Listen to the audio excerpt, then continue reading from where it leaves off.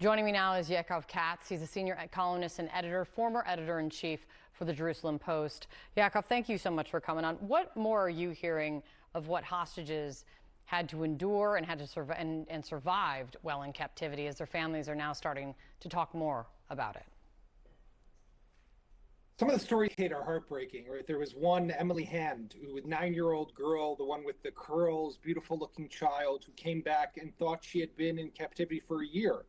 Cries herself to sleep. It can't be comforted. There are stories of a 12-year-old boy who was forced at gunpoint by Hamas to watch some of those horrific videos from the October 7th massacre, and when he complained about it, was beaten. There are stories of the elderly women who were starved, right? They lost something like 5 to 15 kilo of their weight. That could be about 25 pounds. There wasn't enough food. Some of the women apparently were kept in cages, kept in the dark without access to bathrooms. This was nothing like what the Geneva Convention calls for in the treatment of captives. But let's remember, these weren't captives. Hamas took these people to cause Israel pain and to make our hearts break. That's absolutely right.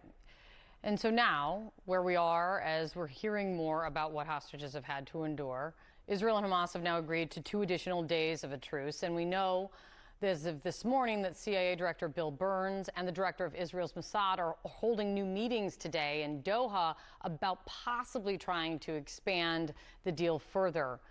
What do you think could come after day 6 of this truce?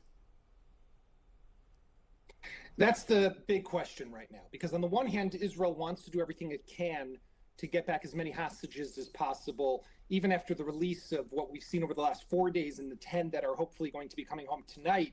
You still will have about 170 who are going to be held in captivity in the Gaza Strip by Hamas. So therefore, Israel has that interest to get back those people. You know, even the women and children, Kate, who have been brought back, there's many fathers and husbands who were left behind because Hamas is not willing to release any of those men. So while we're all excited and happy to see these people come back, those families are still broken and are still being ripped apart. But I think that Israel has 2 interests here. One is to continue to weaken Hamas, to eliminate its capabilities, to remove it from power in Gaza. I listened to Bob Baer before, the former CIA operative, who spoke about how, yes, Hamas leadership is still intact in southern Gaza. They still have brigades down there, thousands of fighters, significant capabilities that continue to pose a threat to Israel. On the other hand, the other interest is to get back as many hostages. But at what point will Israel say, we've done enough with this break and this pause, we have to get back to the main objective, which is denying Hamas the ability to ever again carry out such an attack against Israel? Because the question is then, like, do military officials in Israel think that they can take out Hamas and its operational capabilities without starting up its ground operation again? I don't think so. I think everyone in Israel, when I talk to military planners, they all understand that the only way this can be done is with boots on the ground also in southern Gaza. They can try to keep things a little more focused and pinpointed in the operations, different than what we maybe have seen in the northern part of Gaza, where there's a lot of devastation and destruction. But it's not going to be simple. Hamas embeds itself within civilian infrastructure. We see the way they use hospitals, mosques, schools, apartment buildings. If you want to be able to get to those people, to get to the leaders, to take them out, to smoke out the fighters and degrade their capabilities, you have to go in on the ground. And when you go in on the ground, you know, Kate, that there's friction, there are battles, there's going to be destruction, there's going to be collateral damage. Sadly, civilians are going to tragically be killed in Gaza. But this is going to be part of what Israel will have to do, because there's no alternative at the moment.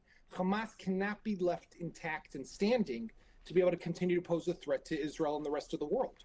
Yeah, especially when the talk of needing to go in to take them out also means going in and going underground, as we know, and are learning more and more about the tunnel network underneath all of Gaza, essentially, as these hostages are coming out. Yaakov, thank you for coming on. Sarah?